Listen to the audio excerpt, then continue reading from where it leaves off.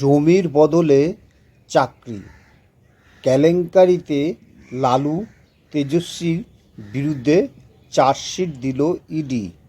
এই মামলার পরবর্তী শুনানি আগামী 13ই আগস্ট।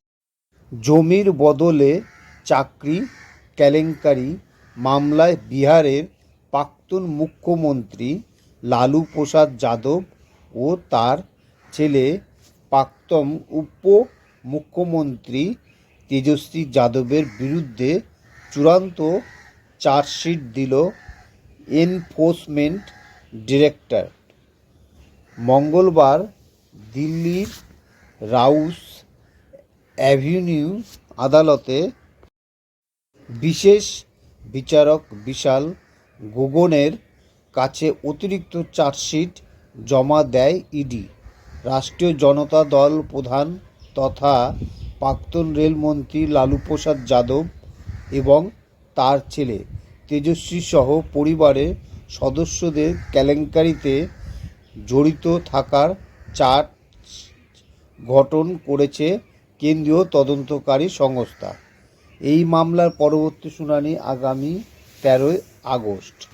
গত জানুয়ারিতে জমা দেওয়া চার্জশিটে ইডি বিহারের প্রাক্তন মুখ্যমন্ত্রী রাবড়ি দেবী, লালু রাবড়ি কন্যা মিসা ভারতী, একজন এমপি হেমা যাদবের নাম দিয়েছেন।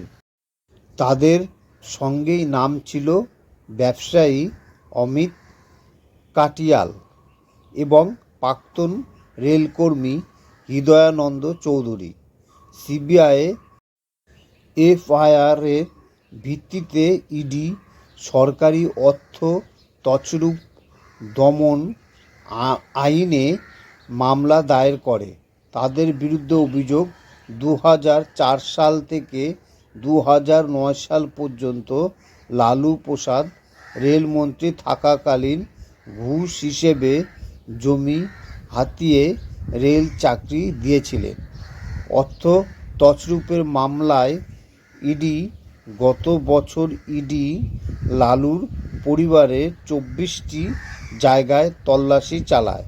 তাদের দাবি এই কেলেঙ্কারিতে আনুমানিক 600 কোটি টাকার লেনদেনের প্রমাণ রয়েছে, যার মধ্যে সংস্থার অভিযোগ 350 কোটি টাকার অবাস্তব সম্পত্তির খরচ হয়েছে এবং 250 কোটি টাকা বিভিন্ন বেনামি খাতে খরচ করেছে যাদব পরিবার।